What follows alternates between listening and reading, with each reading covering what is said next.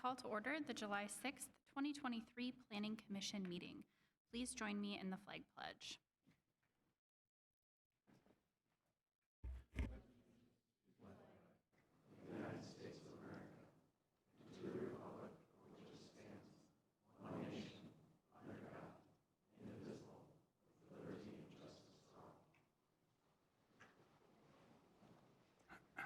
Ms. Please call the roll of members.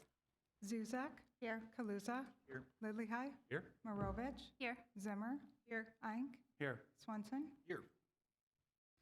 All right, agenda item number 3, approval of the June 15th, 2023 Planning Commission meeting minutes. Fellow commissioners, any changes? They will stand. Item number 4, announcements. Director, any announcements today? Good evening, Madam Chair and Planning Commission members. I do have a couple of announcements for this evening's meeting. First of all, to call your attention to handouts, we have the July 5th Parks, Recreation, and Natural Resources Committee meeting motion regarding the Antlers Ridge preliminary plat. We also have sent previously by email an email from a neighboring property owner regarding the Promontory comp plan amendment, which is agenda item number 6. And then just an announcement that if none of these 3 agenda items on this evening's meeting are tabled for any reason, then the next Planning Commission meeting on July 20th would be canceled because we have no new public hearings coming your way. So that concludes my announcements. Thank you. Thank you. Anyone wishing to speak tonight on any of the agenda items, please make sure that you fill out the information listed in the back of the room. And with that, agenda item number 5, Christian Heritage Academy. This is a public hearing to consider the application of APRO Development on behalf of Christian Heritage Academy for a conditional use permit to allow the expansion of Christian Heritage Academy, a private elementary and middle school located at 7320 175th Street. And here to give us a brief overview is Joel Koski.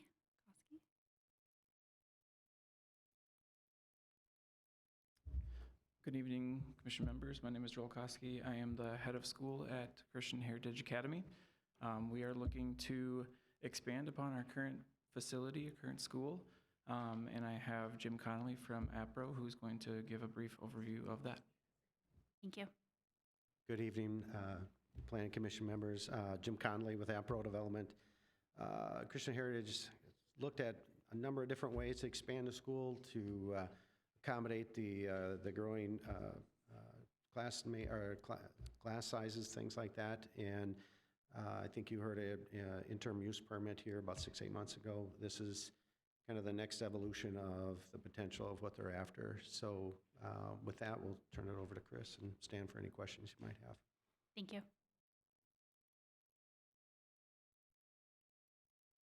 Good evening, Commissioners. This is a conditional use permit amendment for a permanent building addition at Christian Heritage Academy. You are likely familiar with where they're at, but as a reminder, they are south of 175th Street, east of Glasgow Avenue, west of Glacier Way, and they are adjacent to Crossroads Church. Also newly constructed on the site is the Pillars Senior Housing and the Foursquare Daycare, and the property is zoned PUD. This is the overall site plan showing the existing school with the 2 proposed additions on each wing. Just for some background, the CUP for the school was originally approved in 2016. We did approve an IUP earlier this year for temporary classrooms, but the school has opted to move forward with this option at this time. The proposed additions, as I said, are to both wings of the school. Just a brief touch on the parking requirements, since we have the large parking lot on this slide. School parking requirements is one space per every 7 students. That's for elementary and middle schools. The total parking required by all of the 4 current users on the site is 285 spaces. There's currently 406 total spaces on the site, which is 344 surface spaces, and the remainder are enclosed spaces for the Pillars Senior Housing. With these two proposed additions, the school would require an additional 24 parking spaces. This would bring the total required spaces on the site to 309, which is still less than the number of available spaces. And also, the school and church have peaks at different times, so that helps with the parking on the site as well. A little bit of a close-up of the additions with the classroom wing here, and then this addition off the gymnasium. Classroom wing is about 3,800 square feet. The gymnasium addition is about 12,000. Both additions meet the proposed, or meet setback requirements, and both are showing sidewalk additions out to Glasgow Avenue. Landscaping plan, each addition is showing foundation plantings on the areas kind of outside the play area of the school.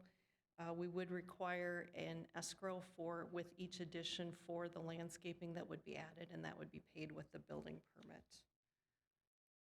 This is the floor plan showing the 3 proposed classrooms that would be on the classroom wing, 6 classrooms and a multi-purpose room on the gymnasium wing. The exterior materials are a thin brick, architectural precast panel, and then an exposed aggregate, which matches the existing school that was just constructed a few years ago, and then the building height's overall 16 feet, all of which meets our ordinance requirements. And then, just for informational purpose, this is the site circulation plan for parents doing a drop-off. The vehicles enter off 175th in 2 lanes, drive through here, and come across to the front to be able to drop off. There was some concern that there may be vehicles backing up onto 175th Street, but after speaking with Mr. Koski, it's most likely that the vehicles traveling on 175th from this direction are waiting to turn left into the site, and they're having to wait for vehicles coming from this direction to turn right. So the vehicles backing up onto 175th aren't in the queue already, they're just waiting to turn into the site. However, if that were to change and the additional space is needed, there would be ways to reorient through the parking lot to make greater use of that to allow for additional queuing space. There is a stipulation on this CUP amendment that it be valid for 5 years from the date of approval to allow for the future construction of both wings. A 1-year extension would be available from the zoning administrator, but any additional extensions beyond that would require city council approval. And the city attorney did request that the wording of stipulation number 5 that you have in your reports be amended to read as follows: the conditional use permit amendment shall expire unless the applicant commences the authorized use within 5 years of the date of this amendment. So saying the same thing, just slightly different wording. And then if the Planning Commission chooses to recommend approval of this CUP amendment, staff does recommend it be subject to those 5 stipulations listed in your report. And I'll stand for any questions you may have. Thank you. Fellow commissioners?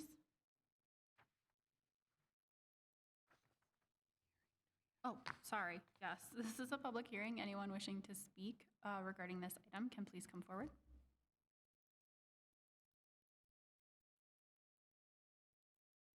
Madam Chair, Yes. motion to close the public hearing. I have a motion and a second. All those in favor of closing the public hearing, please signify by saying aye. Aye. Opposed? All right, public hearing is now closed. Now, fellow commissioners, any comments?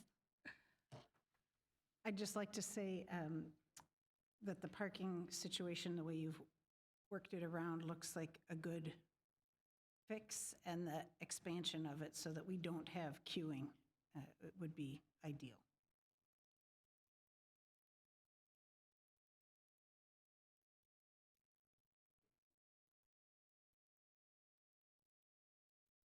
Anything else? Sounds like we're ready for a motion. Madam Chair, Yes. I move to recommend approval of the Christian Heritage Academy conditional use permit amendment, subject to the 5 stipulations listed in the June 28, 2023 planning report, and approval of the findings of fact dated July 6, 2023. I would have one question, Commissioner Lillahei, because Ms. Jensen said that they made a change. Do we need to have that be as amended or not?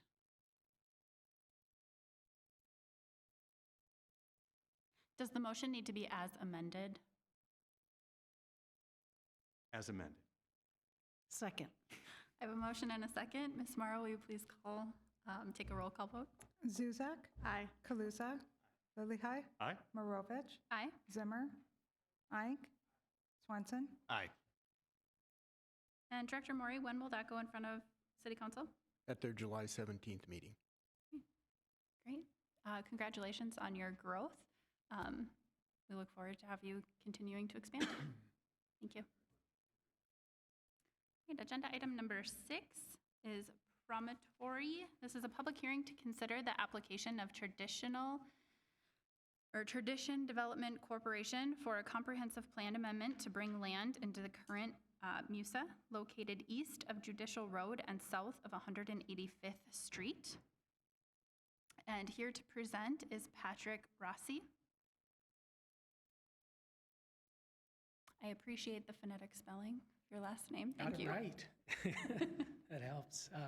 Good evening, Commissioners. Pat Rossi with Tradition Development. We're the applicant for the comp plan amendment here tonight, and we're the owner of 2 parcels, the former Morrison parcels along the south side of 185th Street. A little bit of history. I know that the staff will run through their report here shortly, but we've owned the 2 parcels since February of 2021 and purchased it for the intent of development. We did reach out to some of the adjacent landowners to inquire whether they would be interested in a larger development, had favorable discussions with one of the landowners, and that landowner recently sold to another party. So at that time, we thought it was appropriate to bring forward the development on the 2 parcels totaling approximately 28 acres that we own.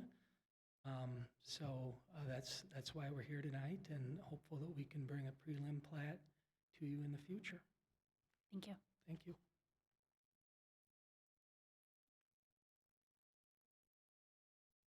Good evening, Commissioners. This is a public hearing, as we said, for a comprehensive plan amendment to bring property into the MUSA. The property, as we said, is located south of 185th Street, east of Judicial Road.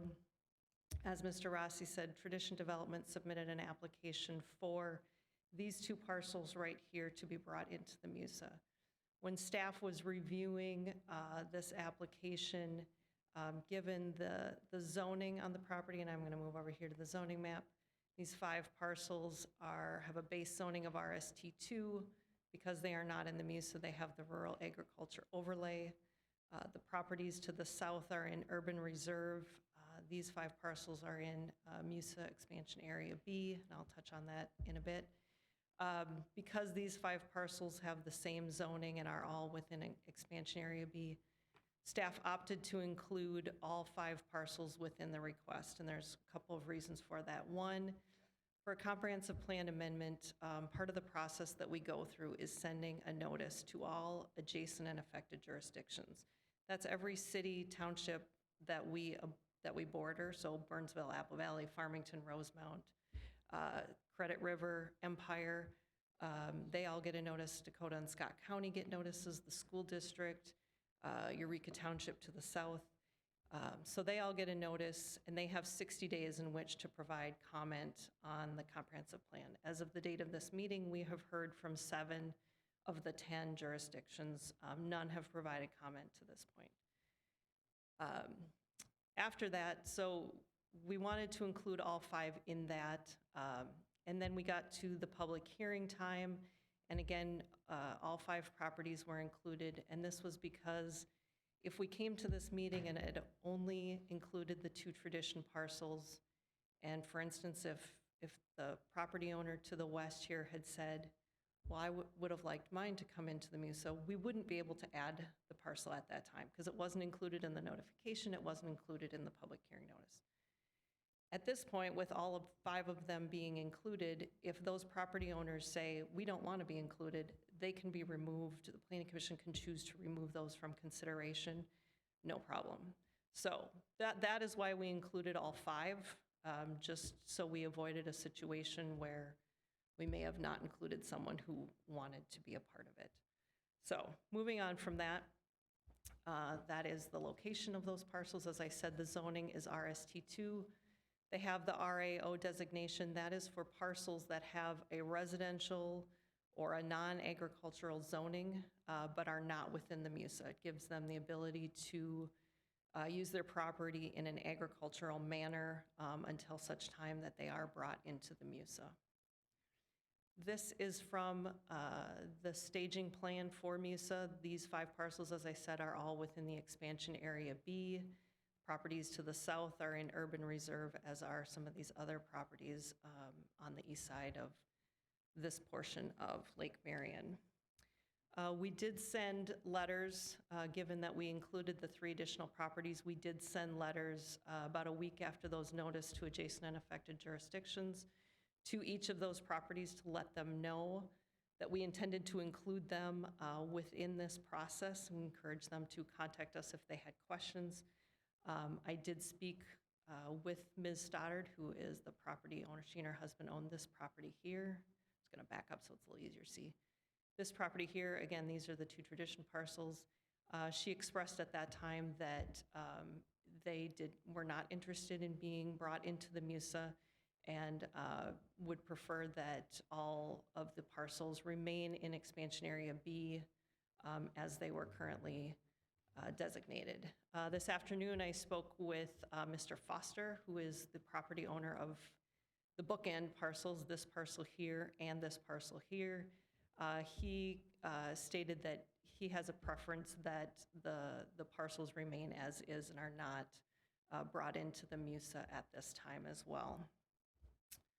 So the written comments that you were provided were from Ms. Stoddard. Again, this property owner here. Those were emailed to you earlier today, as well as included with your information tonight. So that's about all the information I have at this point. Given that the 2 other property owners within this area have requested specifically not to be brought into the MUSA, at most, planning staff would recommend that the 2 tradition parcels owned by Tradition RTH LLC would be brought into the MUSA. And I will stand for any questions that you may have. This is a public hearing, so anyone wishing to come forward can please do so now.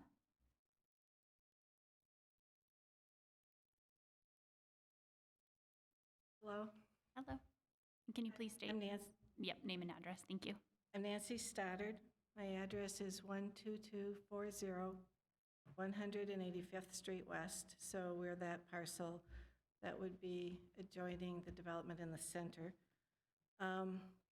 First of all, I just want to make it really clear, I don't know what being brought into the MUSA means.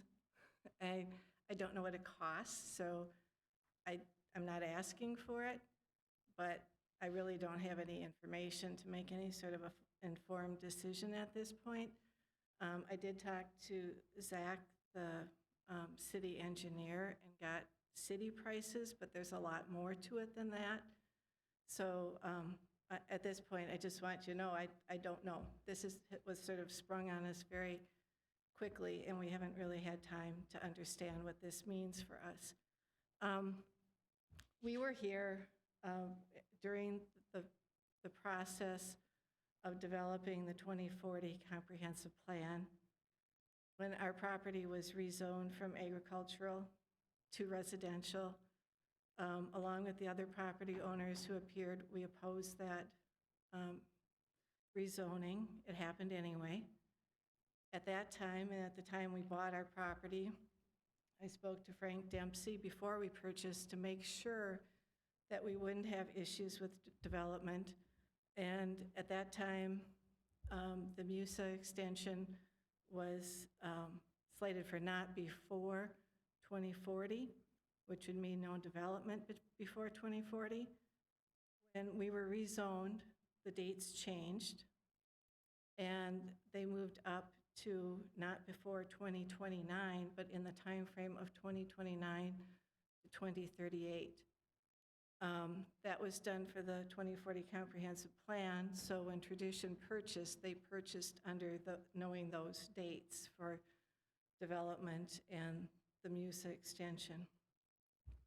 Our properties are rural. There are a lot of natural resources. The property to be developed is very heavily forested. We have horses, and we feel that that time frame, the 2029, is necessary to really evaluate the entire area.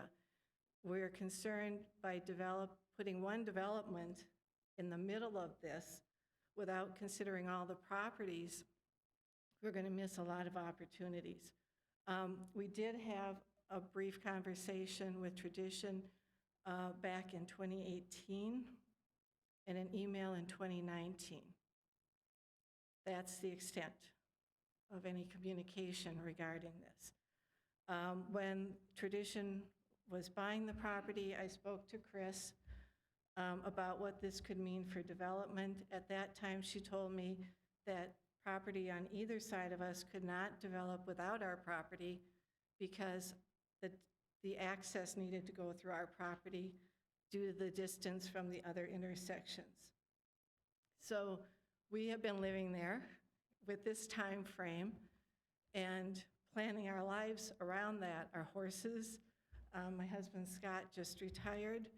We were looking forward to having some peaceful years before the property next to us gets torn up and all the commotion that goes with construction. And we also have expressed throughout the years an interest in talking about how our properties can enhance Ritter Farm Park. We live there because we love the natural resources that are there. We love the park, and we know that our properties could help facilitate, this is together with Greg Foster, but our properties could help facilitate a bike access to Ritter Farm Park, which would be a continuation of the Lake Marion Greenway. We'd like, we've offered to work together with the city on that, but to be honest, if we can't trust these dates we were given that we planned our lives around, and this gets rushed through, it's going to change our lives drastically. We came from a property where a single developer or a single property developed next to us. There were a lot of noises that go along with construction, which is not very compatible with horses. There's a lot of dust, a lot of dirt, and then the people came, and the people saw our farm as a great amenity for their development. We had a real hard time keeping people out of our property. People would trespass, take a shortcut, and leave a gate open, spook the horses. We had never had problems like that before the development, and we know what problems this can bring. We understand our property will develop at some point. We want to work to make a smooth transition for that development. We know that Tradition purchased their property knowing the time frame. We need that time. We need these years to look at these properties, all the properties together, and come up with the best solution for all of us living there, for all of us in Lakeville, and the whole region who could benefit from the continuation of the Lake Marion Greenway. If this gets forced on us, at this point, we're pretty frustrated. We really felt betrayed when our property was rezoned against the wishes of the residents. We felt shortchanged when the date was moved up on us, but we tried to adapt our lives to this, and at this point, we're looking for who can help us, what are our options. And yesterday, we met with a member of the USDA who came out to our property, walked our property with us, and told us what they can do in terms of a comprehensive plan, or I'm sorry, a conservation easement on the property to protect the agricultural use of our property. That would be forever. That would be permanent. I wouldn't mind that, but it means no bike trail. He said there could be no bike trail, no public access on these properties. So if Mr. Foster and us decide to go that route to protect our properties, we'll be closing the door on some other opportunities that I think people, not only in Lakeville, but the whole region could benefit from. So I just want to say, we've tried to work within the constraints and the dates of the city. This is pushing it too far. And I hope that you will consider honoring the dates that we were given, not before 2029, in that 2029 to 2038 timeframe. Thank you. Thank you.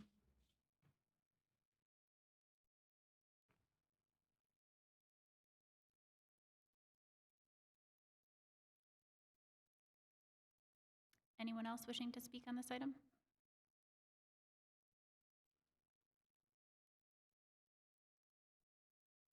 My name's Keith Sauber. I live at 11950 185th Street West. So I'm directly east of the purple area. I'm the green area between the purple and the blue, still south of 185th. But 2 years ago, we went through this whole process. I'm not affected by it anyway. Wasn't affected 2 years ago. I'm not going to be affected this time either. But 2 years ago, I wanted to see what was happening. And when I left that meeting, I was under the impression from the city that that parcel area would not be developed prior to 2040. With the one caveat was that if somebody had assembled all 5 parcels, then the city would look at the possibility of developing it sooner. Their reasoning was that they weren't going to develop it prior to 2040, and they wanted all 5 parcels together because the access to those parcels would be off of judicial. So now if you're looking at just developing 2 of the parcels, that's not going to happen. If you're familiar with 185th, if I'm coming west from Target, I have my own turn lane off of 185th. If I'm coming east from Prior Lake, I take my life into my own hands to turn into my driveway because the cars do not slow down. So now you're talking about adding another, I don't know how many homes you're talking about putting in there, but all those people would have to turn off of coming from Prior Lake off of 185th. And it's just a death trap waiting to happen. And I don't know what the plan is for going westbound, if you're going to put in turn lanes or what's going to happen. The bottom line is, when we were here 2 years ago, those were the conditions the city laid out. Now the goalposts have moved, or they're planning on moving them. And I think the city really needs to, if they're going to say they're going to do something, they need to stand by it and not change it, because two of the 5 parcels want something changed. That's not what was told to us 2 years ago. Thank you. Thank you.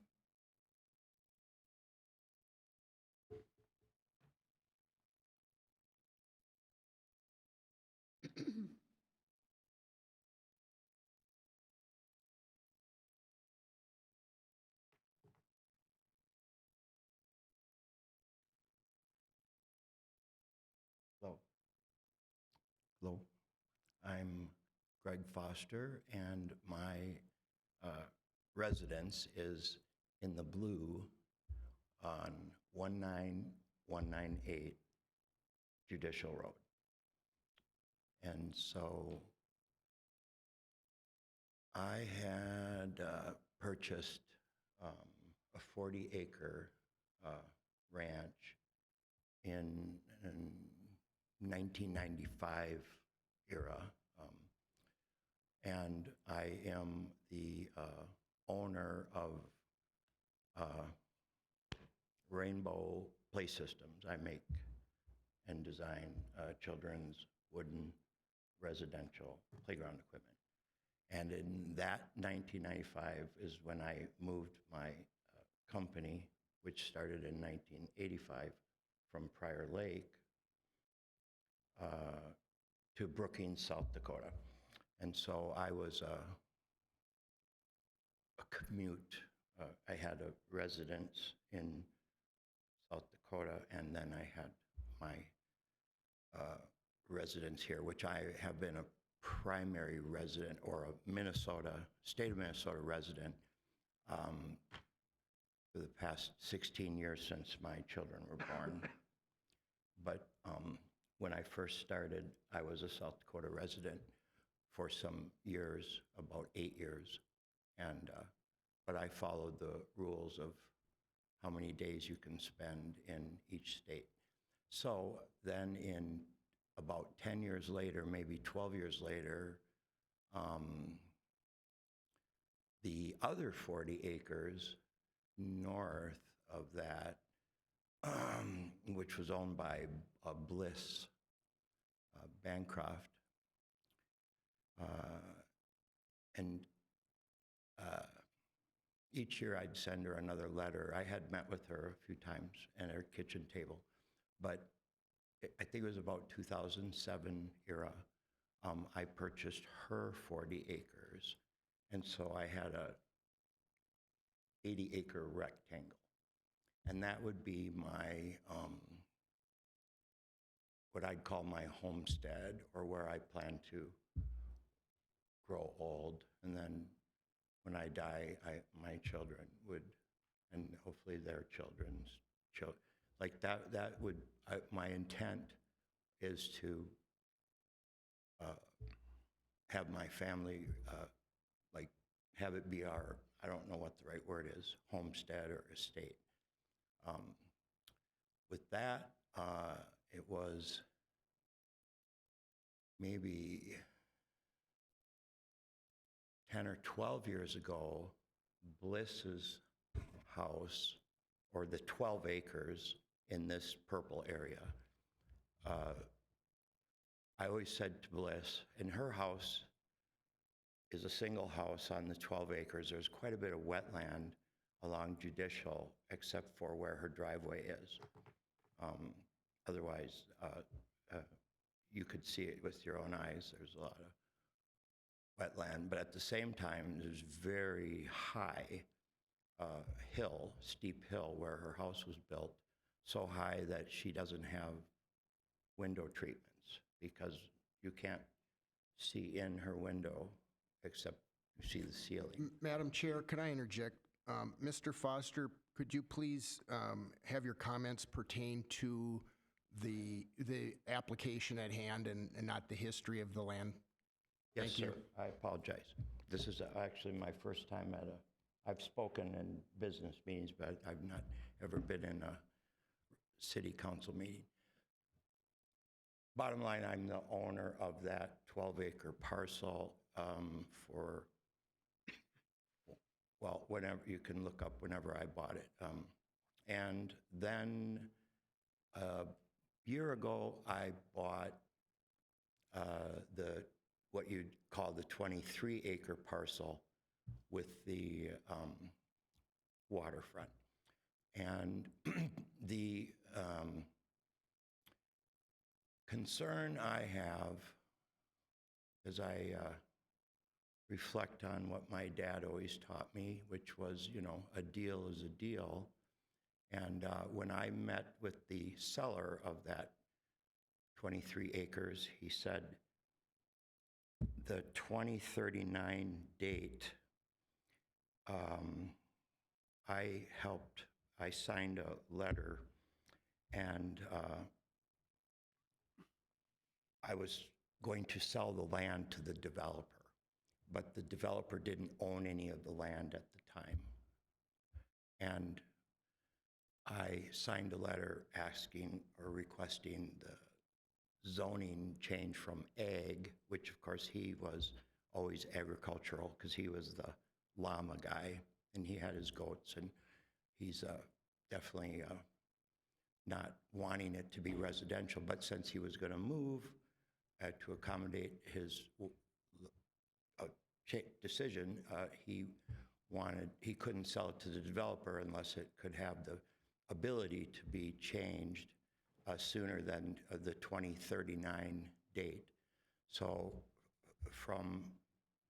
because I don't want to be using hearsay, I'm simply speaking on the point of what Patrick Haley, the previous property owner, expressed to me before I chose or made my decision if I was going to buy his property or not, which was that the 2039 date was moved up to 2029 to a window of 2038.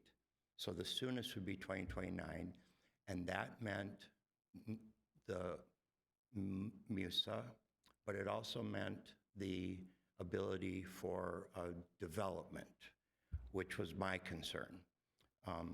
I'm in parallel with Nancy. I don't support a rushed development that is, I request that it would be thought out and planned. Not suggesting it hasn't been, but I'd suggest that it would help to have more discussion with not just the developer, but with the neighbors as well, which is basically now in this purple area, there's 3 owners, Tradition, myself, and Nancy. You can call it 5 parcels, but there's 3 owners. So the main thing that was appealing to me was that the time frame of which development could occur would be 2029 or maybe later, and that it was rezoned residential. However, and I'm using your terminology, it received a agricultural overlay so Nancy could keep doing her horses, and it was important to me that the Patrick's land would also carry that agricultural, I prefer to agricultural zoning for the other end, the 12 acres, which is because I don't think the mix of pre-planned neighborhoods and then 20-acre ranches, it kind of should all be in its own places, you know, and when you develop, I really strongly feel that, and I think it was spoken of already, that purple area would be a phenomenal 83-acre development as it stands, accommodating all of the necessary rules and regulations. So my stance on the MUSA is I'm happy to take it, and I'm happy to pay my fair share. My property has well water, and sometimes my daughter doesn't like how her hair washes with the well water, and of course, she'd probably prefer city water, and I'm a supporter of progress, and I support MUSA, public sewer and water, and if I'm charged, like everyone else, I believe, by my frontage foot on the 185th, and it costs $150,000 for one and $200,000 for the other, whatever it is, I accept that, and I'm assuming that's what each person pays on whatever you determine how you charge people. I think that's a good thing, and I have no concern about that. I see it as a positive, and if it came, I would hook up. I would take advantage of that benefit. My focus, and the reason I'm here tonight, is I do not support, agree, or appreciate development being smushed in between Nancy and myself. And I have a few reasons why, but I tried to weed out personal reasons. As a matter of fact, I spoke to Chris before the meeting, and she allowed me to maybe get that out of my system, because I don't think it's appropriate. I'm trying to rush here through to get to my points and not bother with things that are just an opinion. The key for me is it's the idea of when I chose to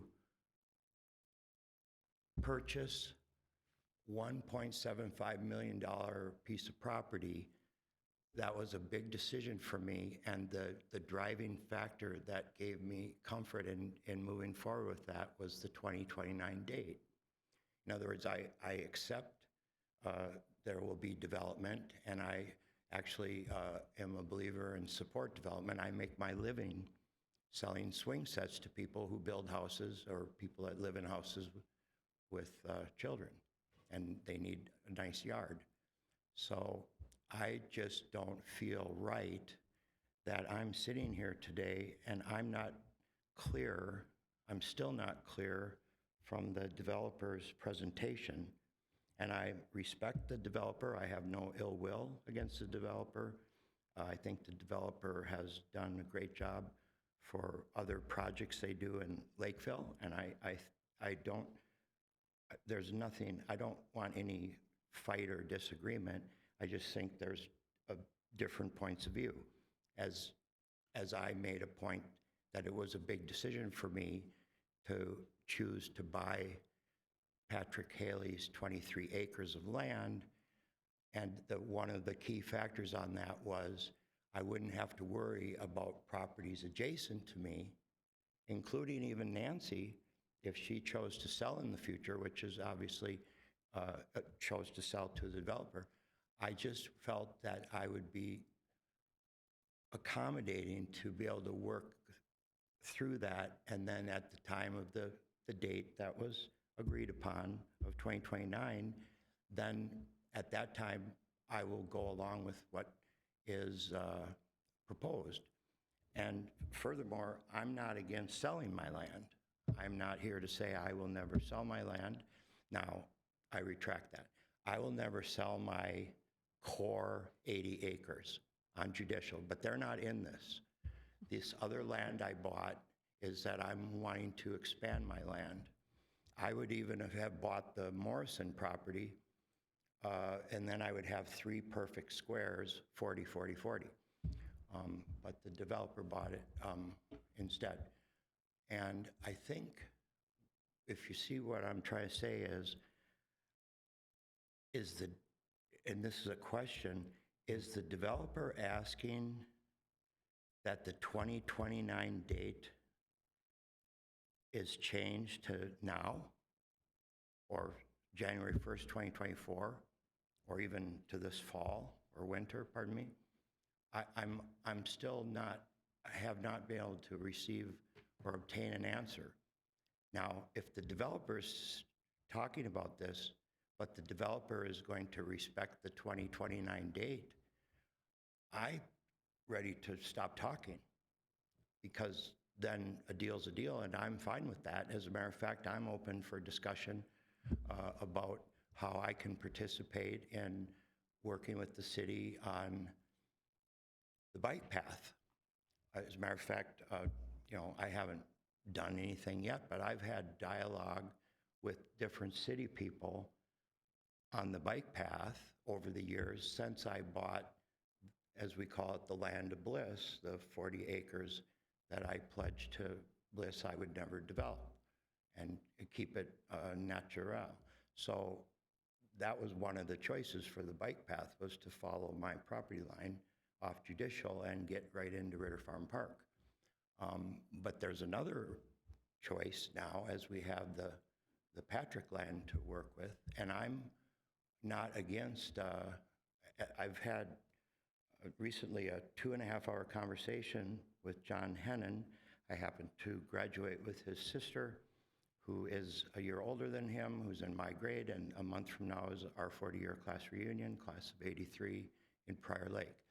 But I know John from years ago in school. We had a very professional conversation, and we talked about all the possible scenarios of how to continue with this multi-town, multi-participation bike path, because it appears that there's been, if you're riding your bike, you reach a dead end because the bike path has not made it through. Mr. Foster, I'm sorry to interrupt you, but if you could please kind of close with your final comments, just to allow any others in the audience who would like to speak on the topic. And for discussion. Of discussion and additional agenda items. I feel like we've given you ample time at this point.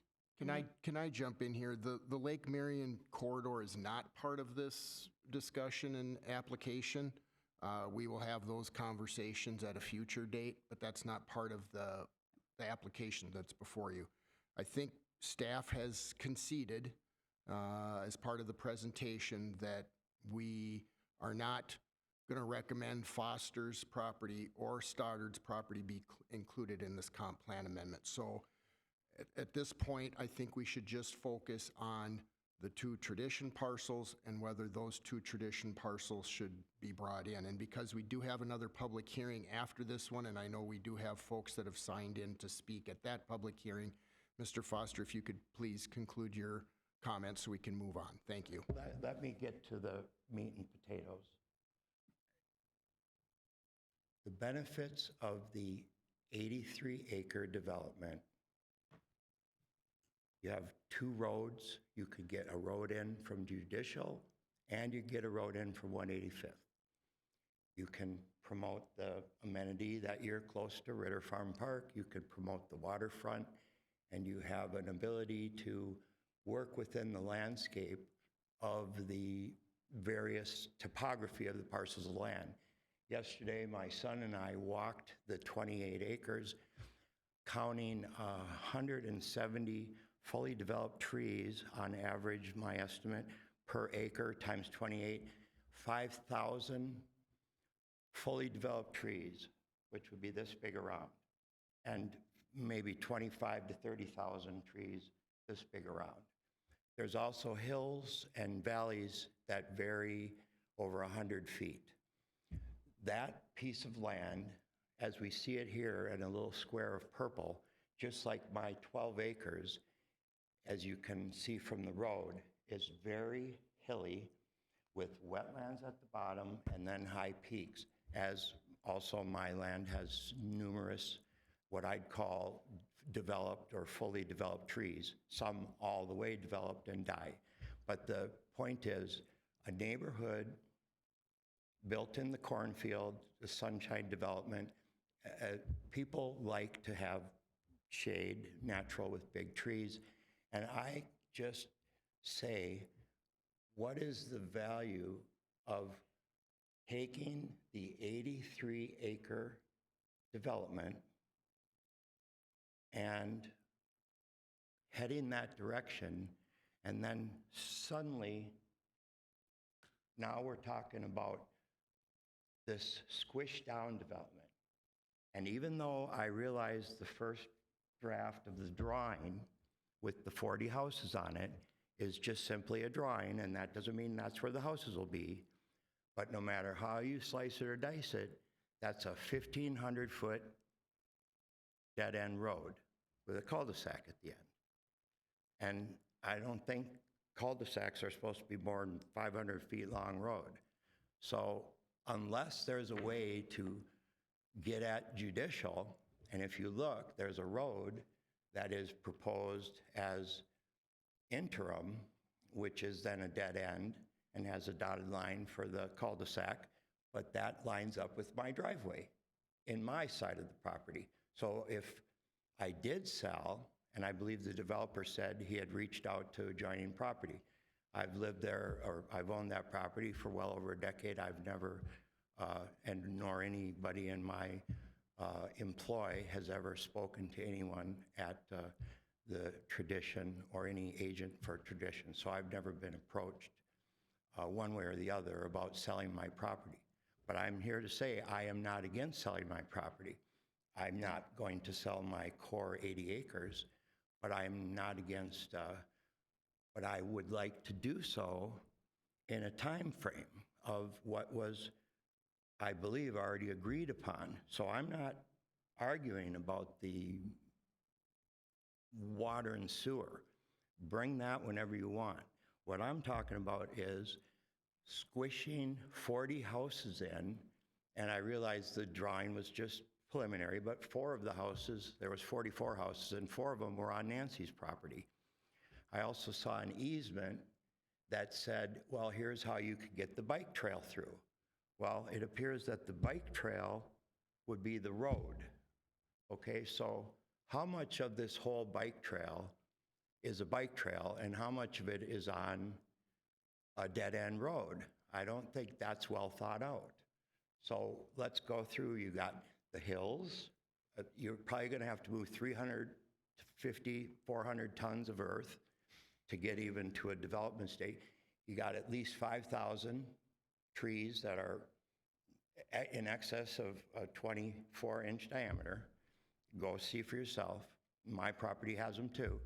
I think a well-thought-out development where you strategically keep the trees and design a real well-thought-out neighborhood that has the attractiveness of medium and large trees, and of course small ones too.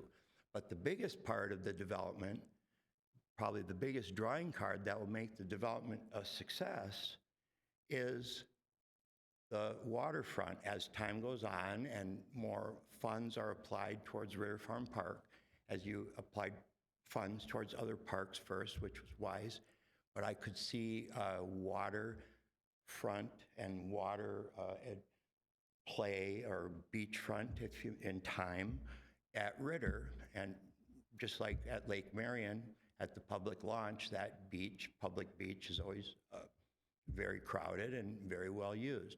But right now, just like when I grew up in Prior Lake, Mud Bay was turned into Crystal Cove. Okay, But it Mr. Foster, required a lot of I need you to, final comments. We do need to move on. Okay, my final comments are, why is it that the 83-acre development has been aborted? Well, maybe because I bought Patrick's property. Now, I didn't realize that I was going to cause this. My negotiations with Patrick was his wife's health and his need to move to Red Wing. I believe that disrupted the 83 acres. In other words, why would you, I apologize because I always mispronounce it, why would you name a 28-acre development the Promontory? I'd look in the dictionary, but the Promontory is another word for like people that drink too much and get a big nose, a promiscuous or whatever it's called. I don't the think we're point here is- to talk about the name of, That peninsula in the dictionary is called the Promontory. So my question is, when is this development when is it going to happen? Is it going to happen on 2029? Because that's what I'm waiting to get an answer. and once we continue, we will have staff answer some of those questions when the public hearing is then closed. My other question is, it's so fast-tracked, and now I'm told that July 17th is when a decision will be rendered, okay? You know what happens when you do a knee-jerk reaction, and then Nancy and I support her, and I'll do the same thing. You file for whatever that word is, and then everything's frozen, and we all lose, and that's dumb. Then that's like a conflict of interest for everyone. I feel I have the same, Nancy and I combined have 2/3 of this property. The developer has 1/3. You say maybe that doesn't matter. That's okay. Not trying to say who has more acreage should say. What I'm saying is a deal was made, and it was the other gentleman here who's even has a quote concern because it doesn't geographically affect him, also said the same thing. It was understood that the date was 2029. If you tell me that that's the date, I have no problem. Furthermore, I understand the gentleman said that the bike trail's not of concern. I agree, it's not at this meeting. But in the big picture, the bike trail has been in a hiatus for over a decade, and this would be an opportunity to resolve that. And I'm saying, as a resident of Lakeville since 1995, I'm willing to accommodate and willing to talk and continue my dialogue with John Hennon. Furthermore, I'm saying at the point of 2029, as we can all imagine, waiting to do the proper 83-acre development will bear fruit much better than shoving a ill-prepared 1,500-foot dead-end road development that doesn't have enough room for snow when you plow, doesn't have enough room for a fire truck. The water truck would have to park on 185th. You're going to, run a 1,500-foot hose if it happens to be the house at the end. You need an access to judicial. And I'm willing to be candid, sell that property when it's in a time frame, and I'm wrapping up now, in parallel to what both parties said prior to me, summarize in one sentence, honor the 2029 date, which was already 10 years moved forward. That's fine. And I'm ready for the sewer and water. I'm ready to write the developer a check, and I'll buy the property from them if they don't want to sit on it for 4 years. But the developer bought that property knowing the development couldn't occur according to your rules until 2029. And vice versa, as I feel my status is at least equal to the developer as a longtime resident, I elected to purchase, as the developer did, a property over $1 million. And the basis of that was I was comfortable with that 2029 date. That really asking you to say, that's what was talked about last time, and that's what's going to continue. I am here to say that's my only complaint, and I'm also here to say I am ready to participate, continue to participate in my dialogue with John Hennon about the Park and Rec, but I'm also supportive of future, whatever you want to call it, improvement of the area as a whole. Thank you. Thank you.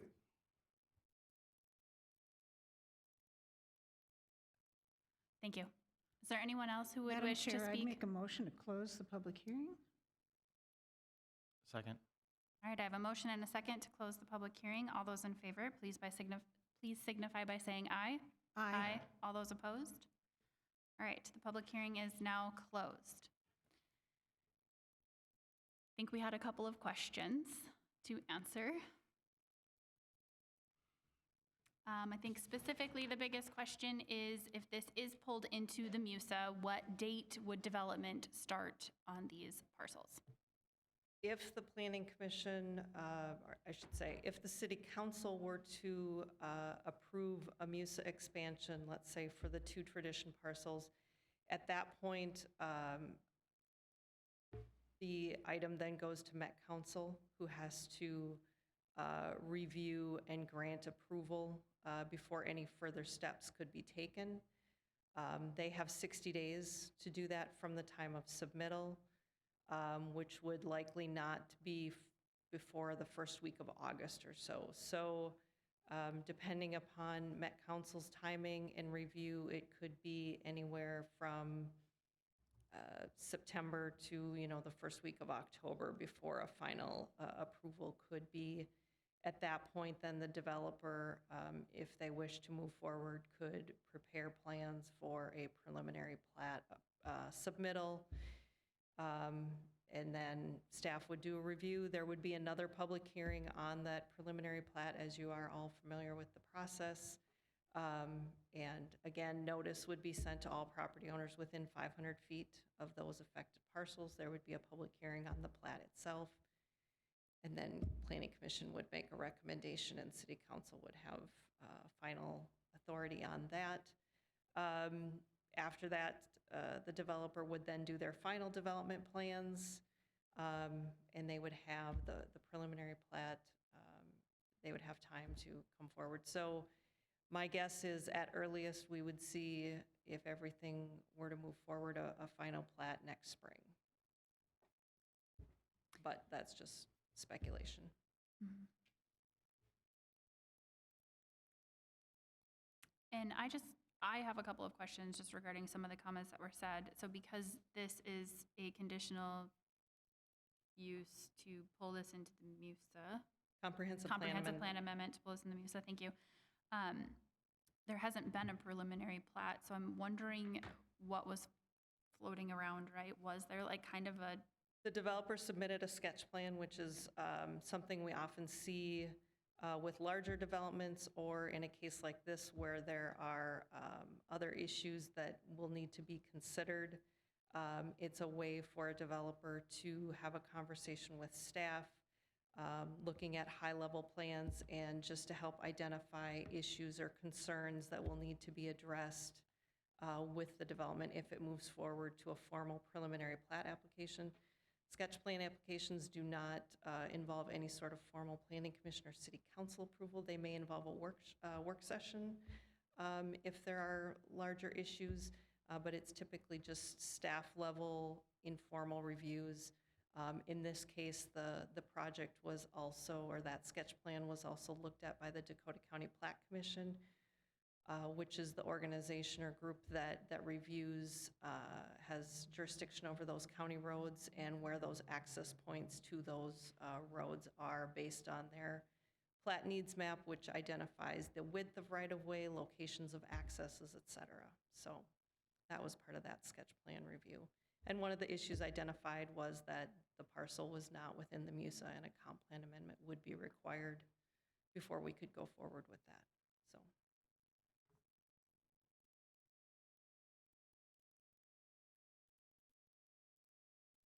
fellow commissioners?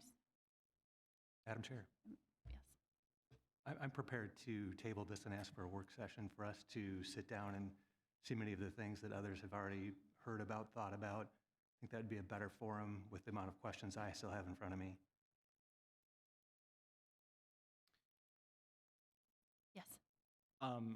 Madam Chair, I would be supportive of moving forward today with just those two parcels by the property owner that requested.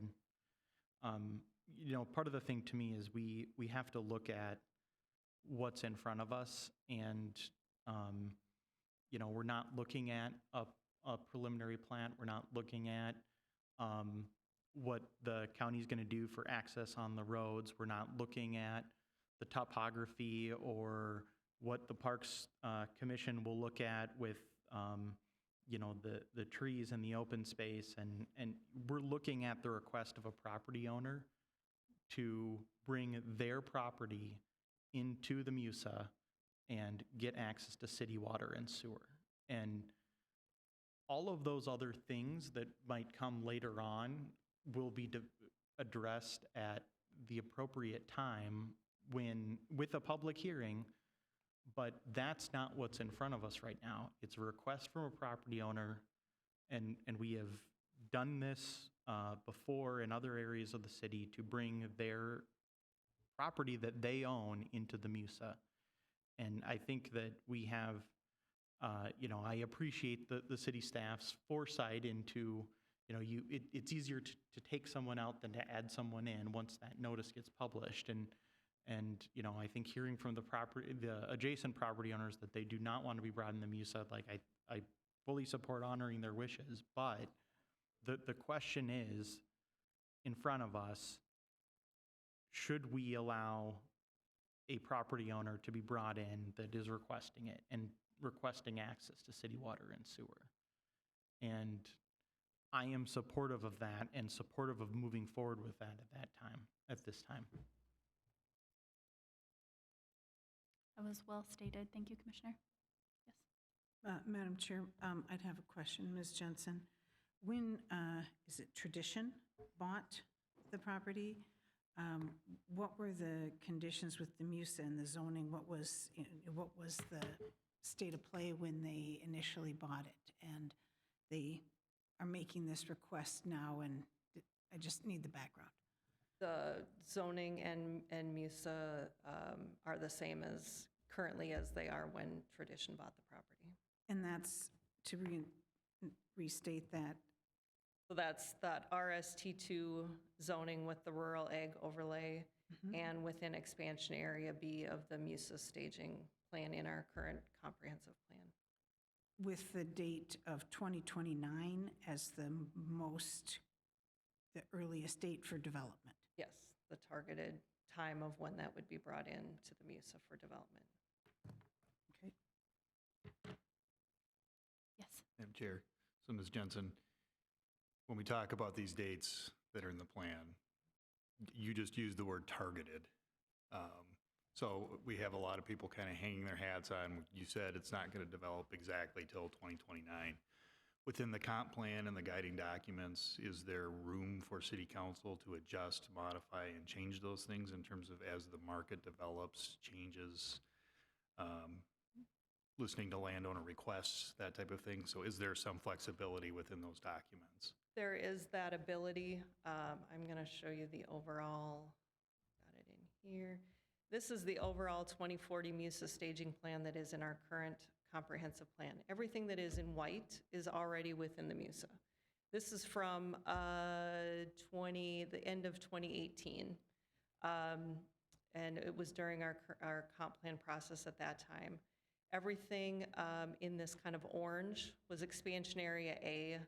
Those are areas that could be brought into the MUSA. It did not require a Met Council amendment. They were allowed to come into the MUSA once they had services available to those. As the Planning Commission is aware, this is the Brookshire development that is occurring, so that is now all within the MUSA. And the bulk of this area here is the Coslano development. It is the new, I believe it's Highview Elementary School, King Park, and then there are 3 smaller parcels, I think they total about 19 acres, that have not had development proposals on them. So that expansion area A is pretty much exhausted. The parcels in question are here over on 185th Street. We have, since our comp plan was approved, there's been one other parcel from expansion area B, this parcel right here. It is the Redstone development. That was brought in early 2021. Part of the reason that parcel was brought into the MUSA, that amendment was approved, was that it provided the city with the opportunity to obtain right-of-way for Highview Avenue and 185th Street, which is currently being reconstructed, and a roundabout in that area. So there was a public benefit in addition to that development, and the city engineering division reviewed and confirmed that this, I believe it was 20 acres, could be served at the end of the sanitary sewer line in this area from the Avonlea development, and did not need to wait for sewer to come up from the south to serve that. So that is the one parcel that prior to this time we have brought into the MUSA from expansion area B. There is provisions, as Commissioner Swenson said, for the city to review areas, taking into consideration the availability of land that's available for development, public benefit, things such as that, in order to bring property from expansion area B into the MUSA. I see your hand, Mr. Foster, but unfortunately the public hearing is closed, so there's no additional comments. There's no additional comments. I'm sorry. Fellow commissioners? Madam Chair. Yes. So as I was reading documents earlier today and kind of going back through history, that this body was heavily involved with the development of the comp plan and the associated documents, and going through some of the zoning activities and everything related to that.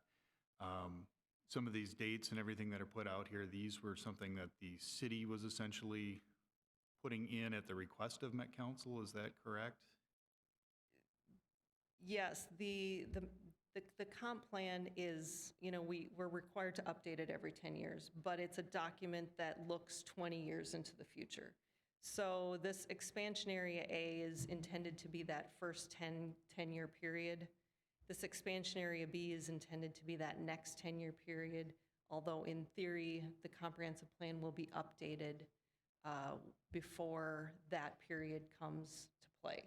So it's the city looking at how to stage development for the future. But in theory, we'll be starting another comp plan process in just a couple of years and working on the 2050 comprehensive plan. Madam Chair, if I may continue. So I think one of the things that strikes me as we're having this conversation is I've heard a lot of concern about the date that's listed in the document. And the trick for us as a planning body, as a planning department, and for the city is trying to basically use a crystal ball to forecast what future development is going to be like and what that's going to look like.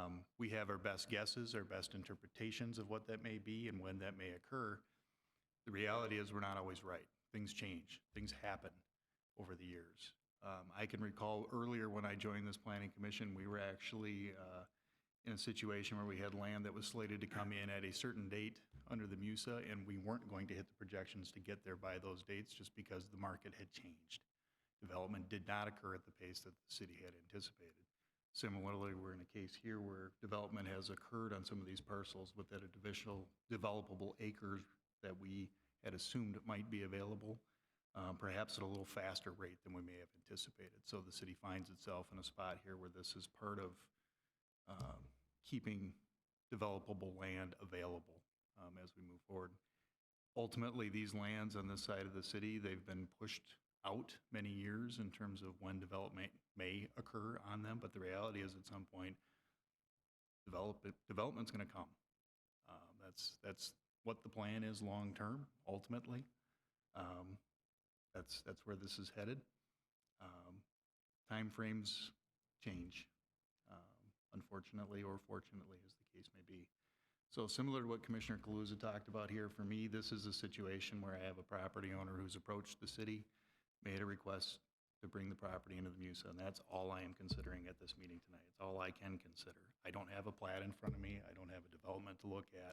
I'm not considering anything besides the MUSA situation or scenario that's in front of us.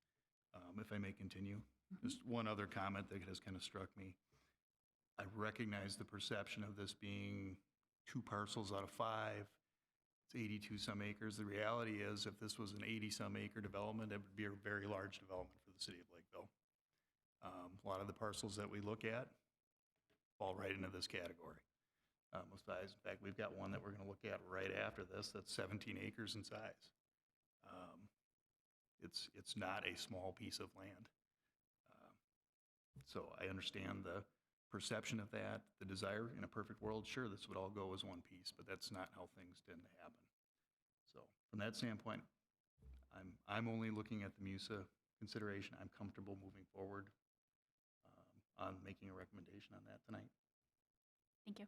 I have a question. Ms. Jensen, if you could go back to the slide that shows the parcels. Thank you. So as we move, MUSA would come from the west heading east, correct? Or it's vice versa, east coming west? This parcel here is within the MUSA, otherwise the MUSA line is generally to the north. So if we look at that, I think Mr. Foster said that he would be okay with it, and I think that's that first property. The second property is the first spokesperson. The Stoddard, yes. Stoddards, thank you. How frequently or have we in the past jumped, as we bring property into the MUSA, to jump properties? Well, as I said, we've only done the one previous amendment from expansion area B, and that was adjacent on the north, and I believe on the west as well. So, and I don't believe in the previous 10-year period with the 2008 comp plan, that we did any amendments to bring land from expansion area B into the MUSA. Okay. So in my time with Lakeville, we haven't really had this. Or my main question was, you know, you have 5 parcels. The first parcel, I think Mr. Foster said it would be acceptable. The second one, the Stoddards, I think we're a little bit concerned on, nobody had said what it would cost to come into the MUSA. And they may or may not want to. So if they don't want to, how often have we jumped parcels? Well, I think the issue more is that, and I'm going to go to a map that shows where the sewer is located. Yep. This red line, okay, so for reference, Judicial Road here, 185th Street on the front. 1, 2, 3, 4, 5 are the parcels in question here, these 5 here. This red line is the existing sanitary sewer line. This was put in 2007 when 185th Street was reconstructed. So that pipe has been there for any number of years. It was done, obviously, because the road was under construction. It caused the minimal amount of disruption to have that installed. For the Tradition parcel to be brought into the MUSA, there is currently sewer service at that property. Okay. So that is part of the reason they are making the request, because there is a manhole and a service line here that is intended to serve these 2 parcels and ultimately, if needed, could serve Mr. Foster's property here. So it's not so much a matter of leapfrogging, because in this case, it's the utility to serve that. And the water lines aren't shown here, but there is a water stub across 185th Street in this location as well. So those utilities are there. That is one of the considerations in bringing properties from Expansion Area B into the MUSA. A lot of times they aren't, the utilities aren't there, and so that's one of the reasons that they're in Expansion Area B. In this case, it's a little different, and the utility is there and available to be used. Well, for me, with that particular issue at hand, where the everything is there, it's just a matter of extending it to the individual properties themselves, I would be supportive of that addition. Yes. Madam Chair. So this kind of gets at part of what you just referred to in terms of the considerations that us and City Council can have related to the comp plan as to whether the infrastructure is there. And part of the conversation is leveraging existing city infrastructure to further those goals. And this is a clear example of that. And having been involved in designing sanitary sewer systems and comprehensive sanitary sewer plans, when you're designing pipe, you're designing systems that are designed to last 75, 100 years. We're thinking really long-term in terms of what that future looks like for exactly these types of scenarios, that when you build a major roadway, you make the disturbance then, you would make the investment then, and then the flip side of that is later on you use that investment that's been put in the ground. And that's part of what the property owner here is requesting, is to leverage that investment.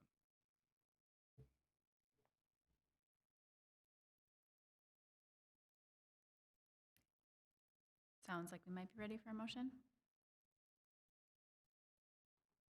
Madam Chair, I motion to recommend to City Council approval of the Tradition Development Comprehensive Plan Amendment amended to include only the 2 parcels owned by Tradition RTH LLC and approval of the findings of fact dated July 6, 2023. Second. I have a motion and a second. Ms. Morrow, will you please take a roll call vote? Kaluza, Aye. Lilihai, Marovich, Aye. Zimmer, No. Ike, Aye. Swenson, Aye. Zuzak, Aye. Lilihai was a no. Reason for the no votes, please? Mr. Director, I'm basing mine off of I understand that things change, as we talked about, the 2029 date, as far as for development and bringing everything into the MUSA, seems to, we seem to be jumping the gun on that, and we had it out there at 2038, so I'm uncomfortable with that. I would prefer that we lay it over and talk about it further if we could, but we're past that point. And if Mr. Foster is so interested in selling, and if there's a different way to work it so that we can accommodate the folks that don't want to have the development and the MUSA pushed on them earlier than what they had anticipated when they bought the property. I would prefer a work session on this particular item. It was a very nice diagram to see that the water lines have been set, and I wasn't familiar with that.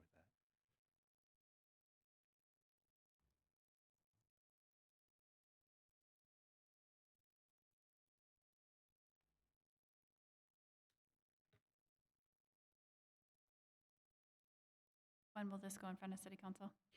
Well, we need to get the other jurisdictions' feedback before we can process this officially, so it likely will be the August 7th council meeting. All right, thank you. Agenda item number 7, Antlers Ridge. This is a public hearing to consider the application of Tamarack Land Lake Marion Commons LLC for the following. Number 1, a zoning map amendment to rezone property from RM2, Medium Density Residential District, to RST2, Single and Two Family Residential District. Number 2, a preliminary plat of 54 twin home lots to be known as Antlers Ridge. And 3, conditional use permit for a shore impact plan within the Shoreland Overlay District of Lake Marion, all located east of Kenrick Avenue and north of 205th Street. And here to talk about their project is Nate Herman. Yes, Madam Chair, members of the commission, thank you very much for your time tonight. My name is Nate Herman with Atera Land Services. I am the project engineer and also the developer's representative. Tonight, you reiterated a lot of stuff. Tonight you're looking at a preliminary plat, rezoning, and a CUP for the 54-unit twin homes. And Tamarack Development is the parcel owner and the applicant for this project. As far as timeline goes, we currently have a grading permit in hand that allows us to import material. Previous mining activities, took out quite a few yards of material, so we're bringing some of that in just to work with the sanitary sewer depths that we are provided to service the development. Once the preliminary plat is approved, we will continue with a grading permit to grade the development plan and move into final plat application. We plan to grade the site in one phase, but expect the street and utility work to likely be split up into 2 phases. The intention is to finish the grading this year and move into the utility and street work, basically as soon as final plat process is approved. Regarding the builder, we have not solidified the builder yet on this project. Unfortunately, due to a tragic incident, the builder plan for this development is not able to build on the site anymore. But Tamarack is in conversation with a couple other interested builders, so we'll know more in the coming weeks. But we are certainly aware of the architectural requirements that are within the city code, and we'll continue to work with Frank and staff to ensure that those architectural requirements are met. So I think that's all I have for tonight. I'll let Frank take over, but I will be here for any questions. Thank you.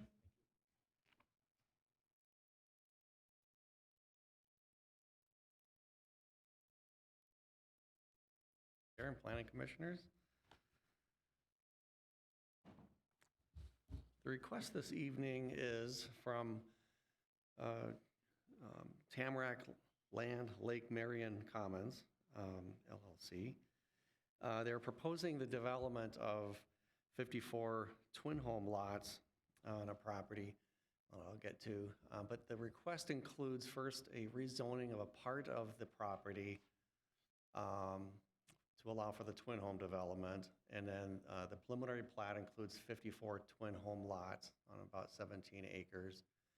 And then because this property lies within the Shoreland Overlay District of Lake Marion, it requires a conditional use permit for the shore impact plan, and I'll get into what that is.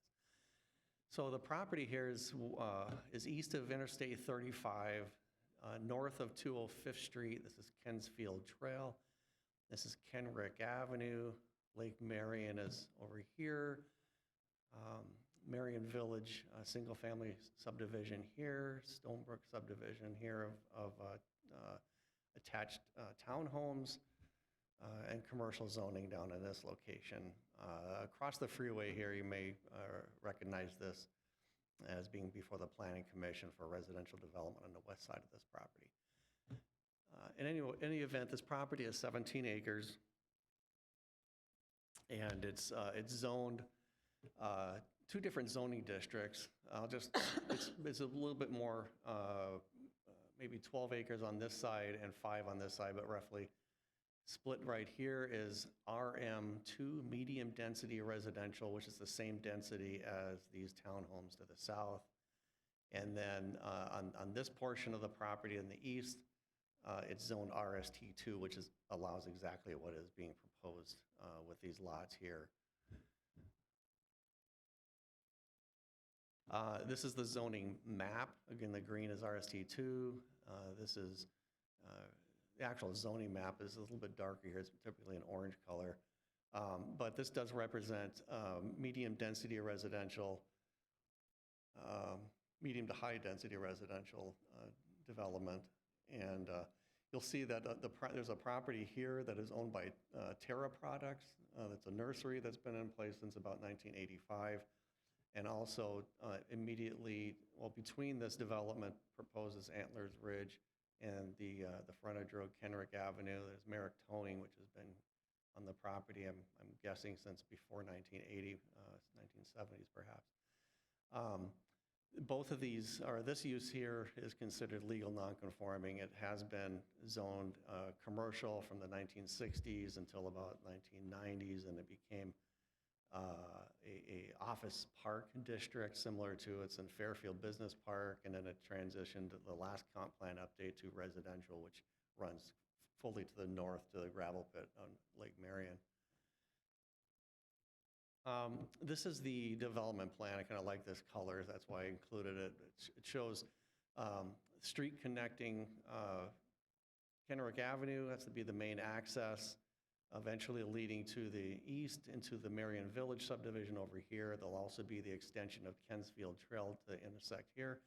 These two different colors represent two different building types that were proposed at the time, one slightly wider than the other, but essentially they're the same type of home. The north part of this property has some steep slopes, which you'll see on the grading plan, retaining walls. There's a trail right here that it gives access down to the city-owned wetland that will be under city ownership. All this area in green here, the north side of the property, would be deeded as an outlot to the city because it's primarily wetland, stream running through part of the property in the north. It gets to Lake Marion and a stormwater basin. And then also, there's an outlot here, which is be deeded to the city for stormwater maintenance purposes. This is the existing property. There's what had been a high-pressure gas main that served the South Metro area, Minigasco, now CenterPoint Energy. It's a 100-foot wide easement that was established in the late 1930s.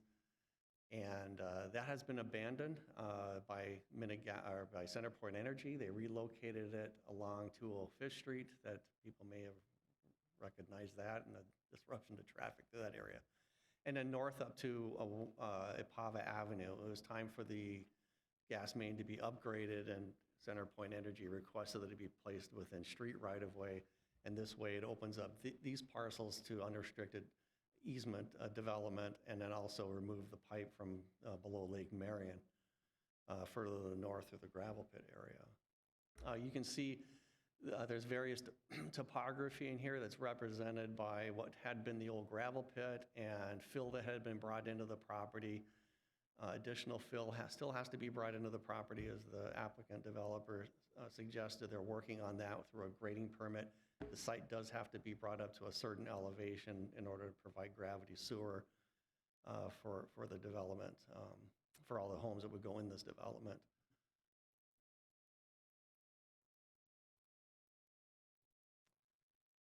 This drawing, I believe, is the grading plan, and it shows the topography. There's a retaining wall here, so there's a drop from the backs of the lots toward the slope and the stormwater basin and wetlands.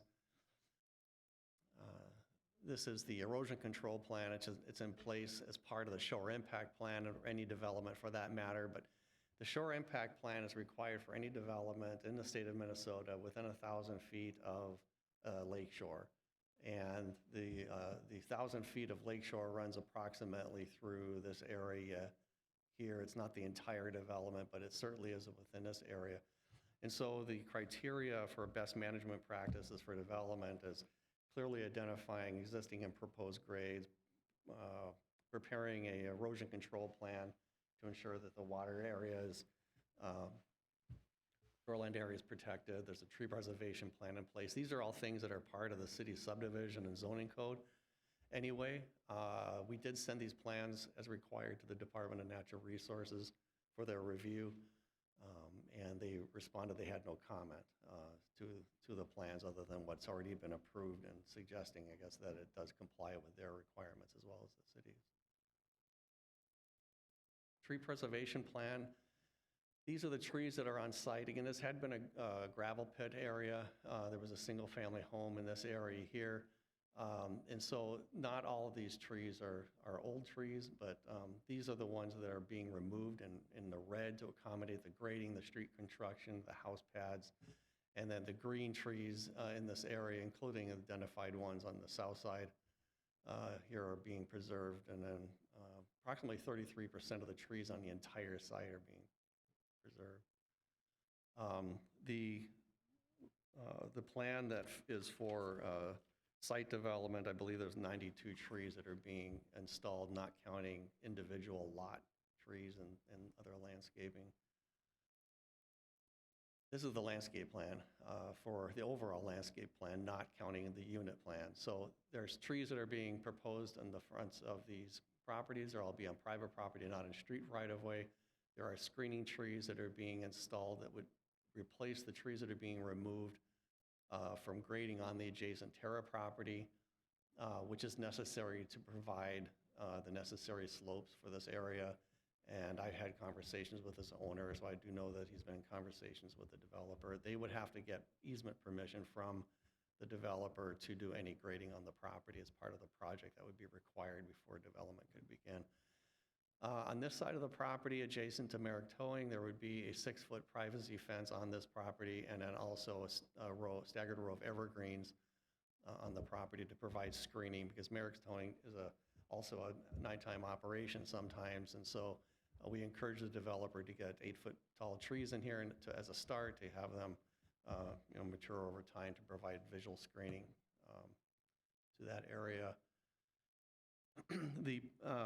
The property development requires that the project complies with the goals and objectives of the comprehensive plan, consistency with that. Both of the properties are designated as,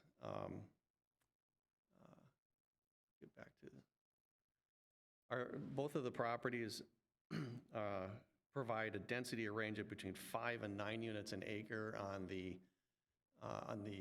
west part of the property, and then 4 to 5 units on the RST2 property. So the consideration of zoning for both of them together still falls within that density range of 5 high, 5 low, and combined there's still 5 units an acre. All the development infrastructure that would be constructed with Antlers Ridge would be funded privately by the developer. The property does comply with the determination of not being a premature subdivision. In other words, all city utilities, streets are in place adjacent to accommodate the development, and it's also located within the current MUSA. The overall development of the site, as I mentioned, would be 5 units an acre. The zoning ordinance requires a minimum of 5,000 square feet per unit for this type of twin home development, 5,000 square feet of land area, I should say, per unit proposed. And what it is proposed is 8,720 of the base area of the development. Phasing of the property would be from Kenrick Avenue, access at this location. This is Kenrick that runs north and south. This would be phase 1. Phase 2 would be the final phase that would connect the street to the street stub in the Marion Village subdivision. Sidewalks are proposed on both sides of Kensfield Trail and the south side of 203rd Street as required for local streets. The grading, drainage, and erosion control plan, the sewer and utility plans, tree preservation plan was all reviewed by the engineering division, and there's, of course, a staff memo in more detail for those items attached to the planning report. Park dedication, there is no plan for public park on this particular property. That means that there'll be a per unit subdivision or per unit dedication of cash in lieu of land, consistent with similar situations for residential development. This plan was reviewed by the Park Recreation Natural Resources Committee at a meeting last night, and they forwarded it, will forward it to City Council for the recommendation for approval and acceptance for their open space plan.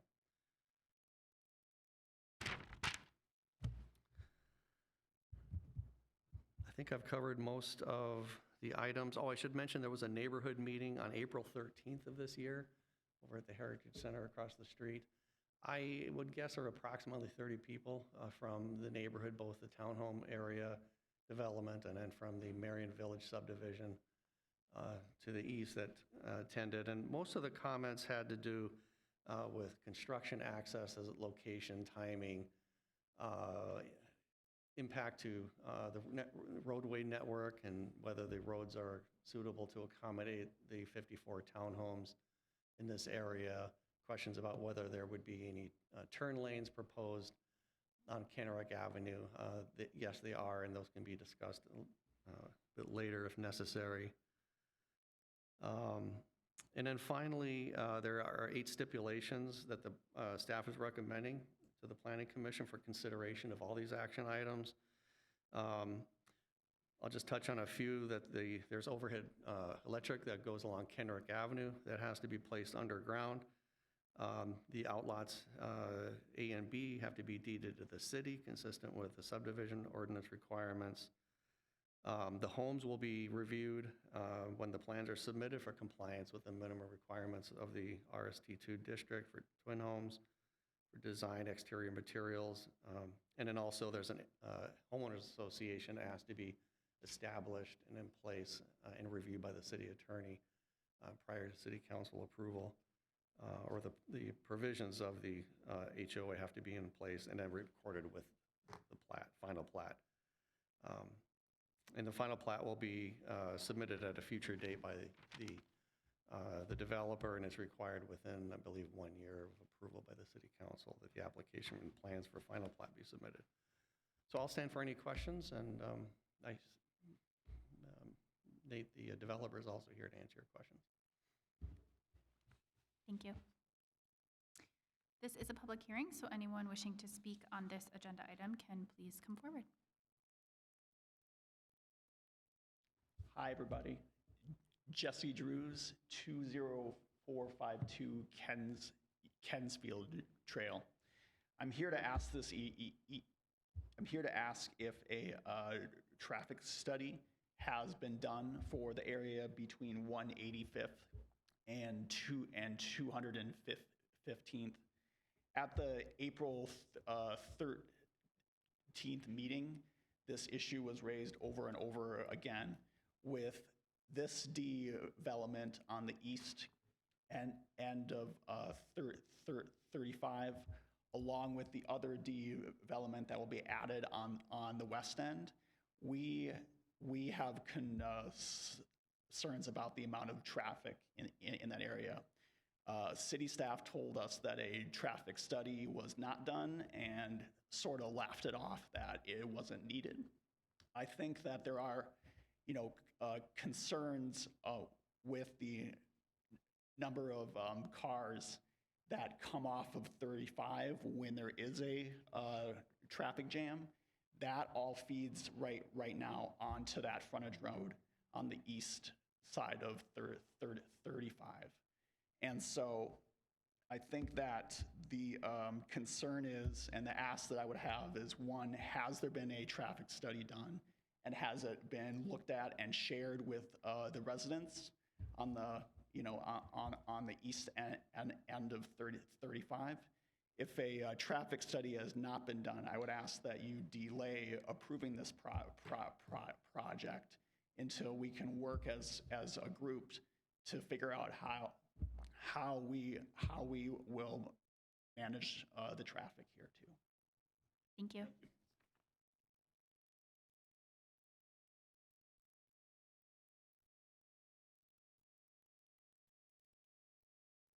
Talk in front of people, so excuse me on that. I'm Kevin Merrick. I own towing property.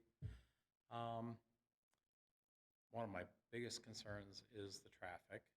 It is a big issue, especially when 35 has an issue.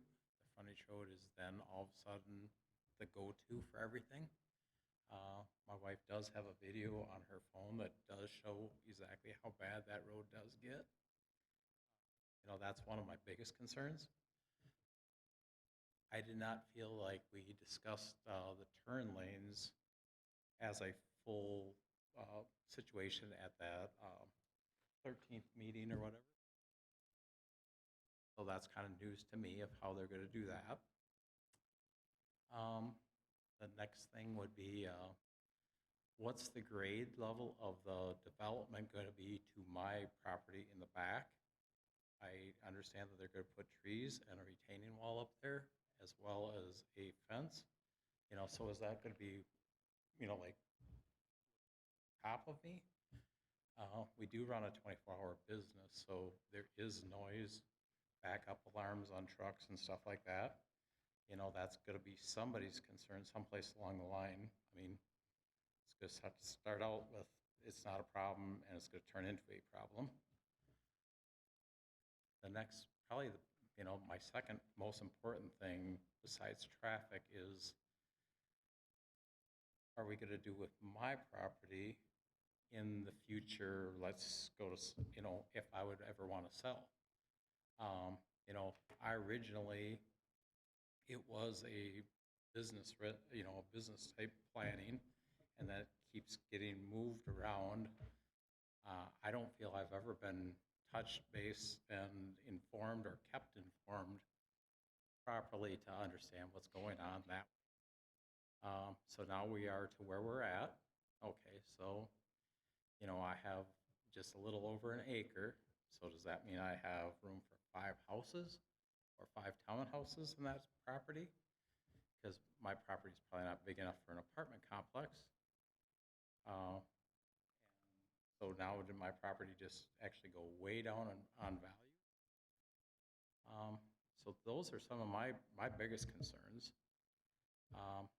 The traffic in front of the building, I don't plan to go anywhere anytime soon. So the traffic flow on the road is really a major thing. The other gentleman, kind of addressed it. Like I say, my wife's got a video that's really awesome to show how backed up that road gets. And we're an emergency vehicles type of deal. We can't even get out of our driveway when there's an incident on the freeway, which I know you can't control that, but that's the situation we have. That's the route that everybody takes as soon as the freeway's got some issues. Now you add the development behind me, as well as the development across the freeway, which is way bigger than the 17 acres directly behind me. So, I'm worried about what my values are. I'm worried about future complaints, and I'm worried about safety. I don't know where we go with this, and I don't know how these meetings go. Thank you. Once we close the public hearing, then we'll have city staff kind of come up and address some of the questions. Okay. Thank you. Madam Chair, we do have one member who's joined us via Teams who would like to speak at the hearing. So, Mr. Khan, you can turn on your mic and ask your questions and make your comments now. Okay, thank you. My name is Joshua Kahn. I'm sitting here with my wife Janelle, and we live at 20291 Kensington Way, which is adjacent to the proposed development, as well as adjacent to the 203rd, currently a dead end. I guess to start with, hopefully you guys can hear me. If you can't, please, hopefully somebody will say something, but okay.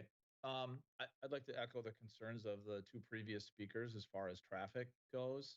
And I would be interested in what the solutions are to that.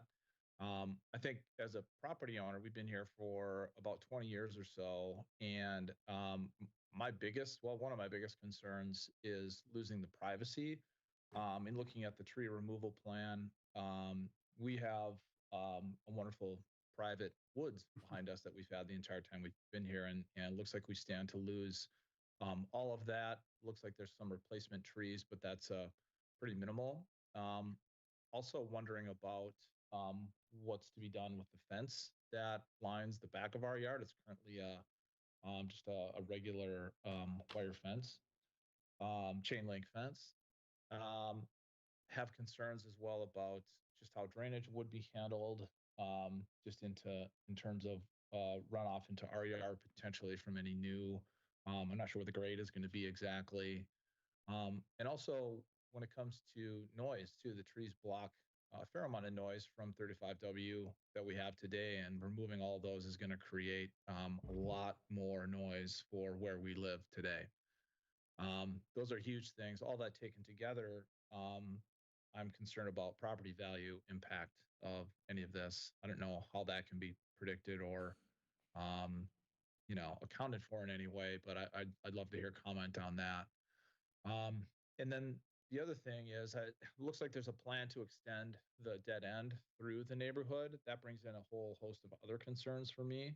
And I would assume it would bring in some concerns for the developer as well, because people in our neighborhood are going to use that road as a shortcut going to Target or going to 35W.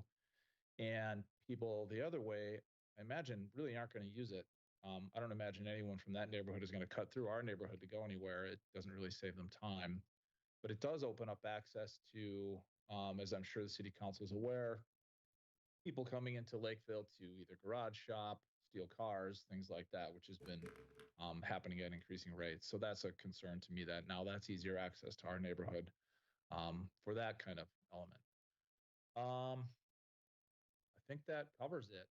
For me, I'm certainly open to a walking path if that kind of thing happens, but I definitely oppose the road going through, as do most of my neighbors, who I think somebody mentioned were at the April 13th meeting. So, yeah, I think that about covers it. Thank you. Anyone else wish to speak at the public hearing?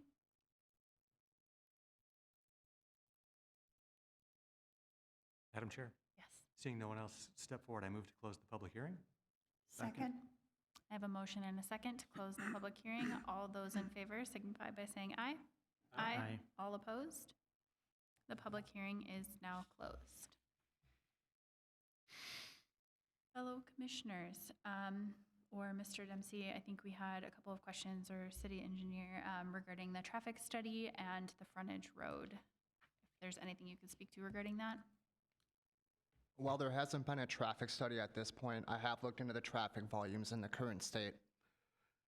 Both Kenrick and 205th are undivided two-lane roads with a capacity of 14 to 17,000 cars per day. Traffic counts collected in 2021 were 6,240 for 205th and 5,105 for 205th. For Kenrick, sorry, that is. Both of these volumes were less than half 2 years ago. We do collect traffic volumes every 4 years, so while a traffic study may not be warranted today, we can certainly evaluate in the future as the developments of this one and further to the west come to fruition.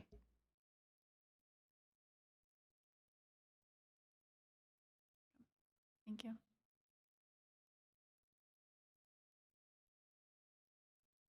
Fellow commissioners? Madam Chair? Yes.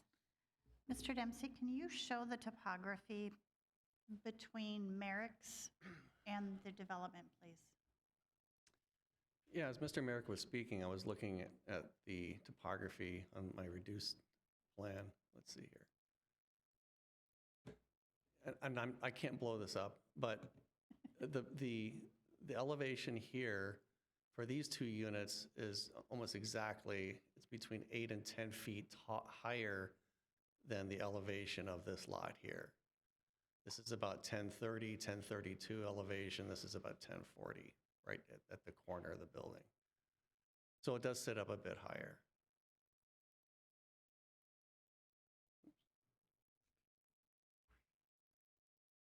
Madam Chair, may I continue? Mr. Herman, I'm not sure if you can answer this question yet, but what type of twin homes are you looking at? Single level, multi-level? What is your projection on this? Yeah, it's, a lot of feedback always we're getting from builders are a lot of it's going to be, single level.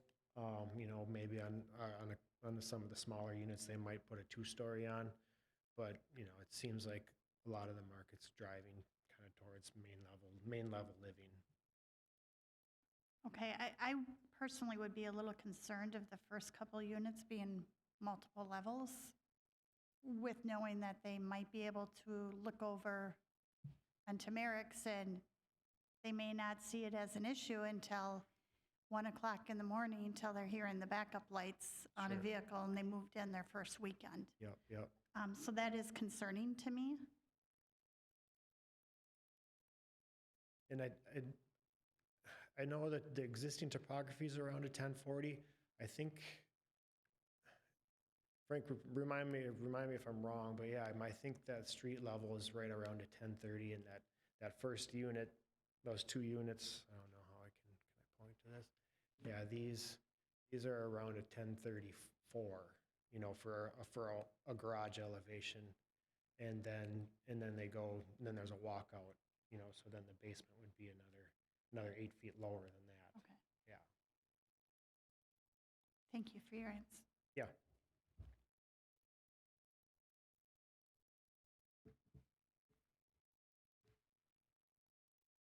Madam Chair, I'd have one more question for our traffic engineer. Yes. I think Mr. Merrick asked a question about the turn lanes, and I didn't understand what the question was in relation to this April 13th meeting, but can you just clarify for that? I'm not sure at what point the turn lanes came into fruition as far as the design that was shared at that meeting. We have subsequently looked into a design, and right now for the preliminary plat, all you will see is a dedicated right turn lane for northbound movements. Through final design, we are including a dedicated left turn lane for southbound movements as well, so there will be dedicated turn lanes for both left and right turns. Thank you. I have one more question for you, actually. With the last traffic study or last volume of traffic being done in 2021, is there any room to do that sooner than the 4 years, just knowing that within 2021 was still kind of the COVID era where there were significantly less cars on the road? There may have been less cars in 2021 with the COVID era. MnDOT does do adjustments to those final numbers that I will say. We can internally do another traffic count at your request, so to speak. It is done internally, more or less by myself. So if you would like one done, I certainly can. Okay, thank you. Madam Chair? Yes. Appreciate what's brought in front of us. It's been said that much of the development that will happen in the city of Lakeville will be on difficult plats. This is certainly that case. There's significant elevation change within here. I really appreciate the creativity that captures and brings together the roads that have been stubs for so many years. I know that creates consternation for those that have lived along those stubs for many years, considering them dead ends, things that would never go through. The city has done a good job in recent years of identifying to residents that those roads eventually would go through, And in this instance, I'm appreciative of how this has come together. I'm hopeful that the residents that move in feel as strongly about living in Lakeville as those of us that already do. When developers come in, they're, depending on who's first and who moves in next, hopefully those delineations, those roads don't become those things that define neighborhoods, although map delineations can provide for what is a neighborhood.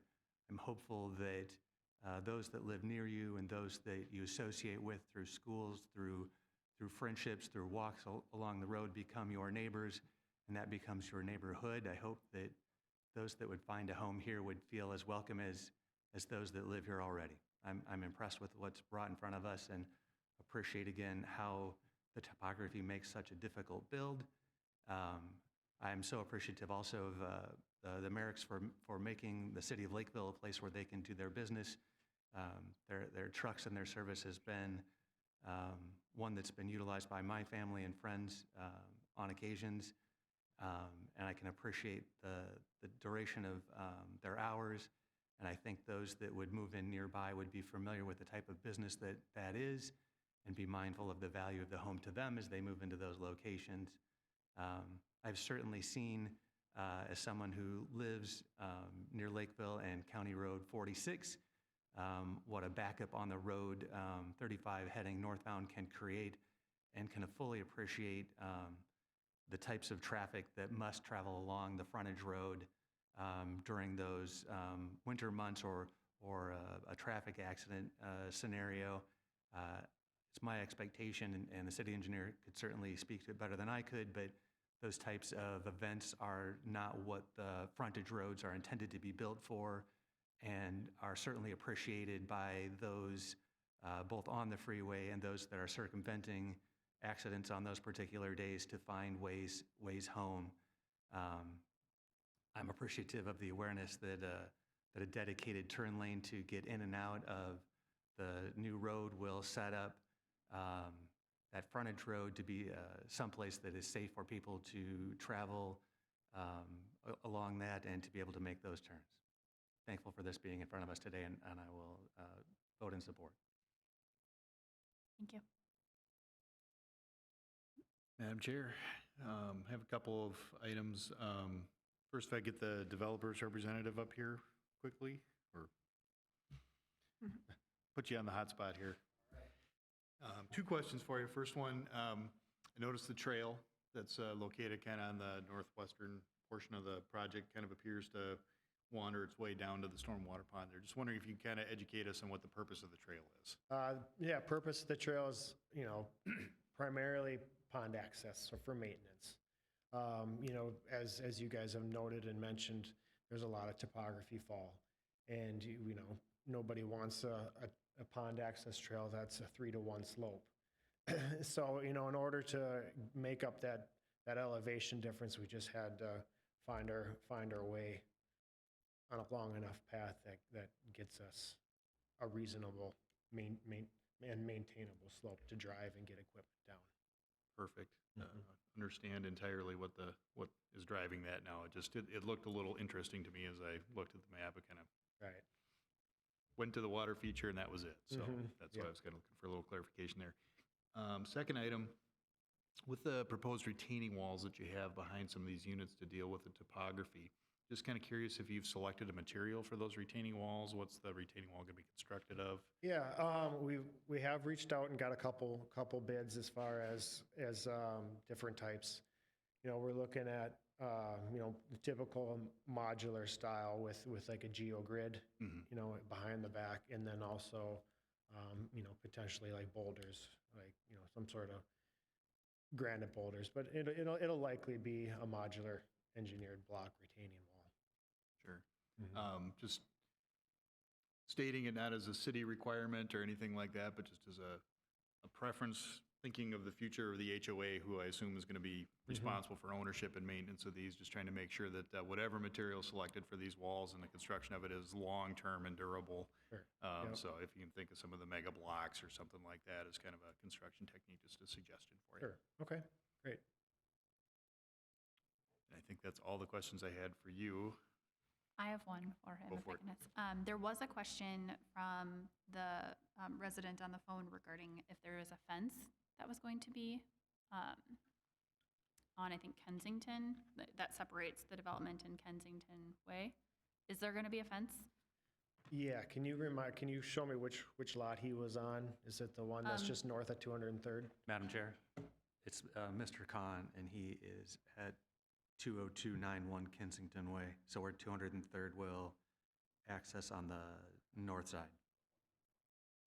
Yep, where your cursor is now. So he must be inquiring about an existing fence that's there. And if it's within the property, we'll remove it, or, I certainly don't mind talking with him and coming up with a plan on. I think there's an old fence that runs along back in here.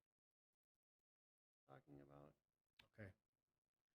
So, yeah, I think my quick answer is it on the Antler Ridge or, our subject parcel's property? Or, if it's on their property.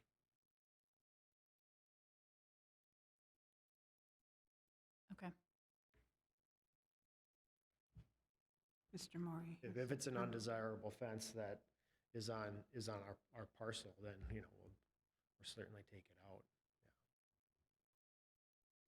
It looks like the plan that's shown on the screen right now, it can be kind of hard to see, but if you go from northeast corner of the subject parcel down to the southeast corner, it looks like it kind of jogs onto the adjacent properties and then maybe comes back really close to the property line. So I don't know how much of that fence is actually within the boundaries. There'd have to be some surveying done and some stakes to be able to determine the exact location in relation to property lines. I think, so there's one, it's on page 17. It says install HD mono split fence. Oh, that's a silt fence. So that's just for grading, for Got it. providing perimeter control. Yep, so it's primarily off property, right? Yeah. Okay. So that could be what was referenced. So there's no plan to put a fence up in the back of those yards. Correct. Okay, thank you. All right. I'm done with questions for you, so thank you. I appreciate you coming up. Thank you, Madam Chair. Couple other things that popped into my mind as we were wandering through this. One, I just wanted to comment, it's nice to see a development come in now that has the center point gas pipeline now being abandoned and removed from this. That will open up some additional opportunities, not only for this parcel, but for all the parcels as they extend up to the north. We've dealt with several of them through the years and always had this, I'll say, somewhat of an albatross kind of sticking in the middle of it. So having visited the site and kind of seeing that looks like the pipeline's already been removed out there, it's nice to see some of that finally come to fruition here. So just a comment on that. The other piece, with the comments on traffic related to the frontage road, a couple of things kind of spring into my mind here. One, obviously, the use of Kenrick as a overflow roadway relative to incidents on 35 isn't something that's directly under the city's control or purview in terms of directing traffic and being able to make those accommodations. Certainly in a perfect world, we would never have to have that accommodation, but understand in those situations and scenarios, that is what happens out there. To that end, I think the way that I look at this development and I think about what's in front of us, I kind of put two pieces together as I'm thinking about it. One is the conversation about the turn lanes that's been made here tonight. That was a really good comment that was made. And I appreciate the engineering staff letting us know that there's both a left and right turn lane into this development, because to me, that makes a significant difference. It was something that was on my mind as I thought about this piece. That helps address some of the issues with safety related to the Kenrick Avenue frontage road and how that operates. There is a lot of traffic out there. When I was out there today, certainly noticed it, felt it, a lot of pressure related to how fast traffic is really moving out there. I think to me that was what really struck me, was just the speed. The traffic is on you as you're trying to maneuver and make those decisions out there. So having those turn lanes, I think, will be a benefit overall to the operation of this. The other piece kind of gets at the connectivity. The fact that this has connections at one point on the east and one point to the south does allow the folks who would be moving into this development to have alternative points to get out and get into this development that don't rely on that frontage road. So if I think about the development itself, to me, that's a consideration that kind of gets at that point that when operations on that frontage road are impacted by 35, there is alternatives to this. We try not to build things that you can't get here from there kind of things. So I think that connectivity is really important. So I'm fully in support of what I see there. And those are all the comments I had on this one. Thank you. Thank you. Madam Chair, an additional comment, perhaps that left-hand turn lane could be extended in such a way that it would provide the ability for Merrick's, vehicles coming to Merrick's to have that same opportunity to queue.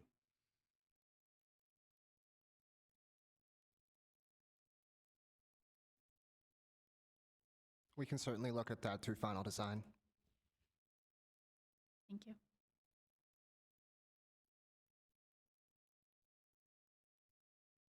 Any additional comments?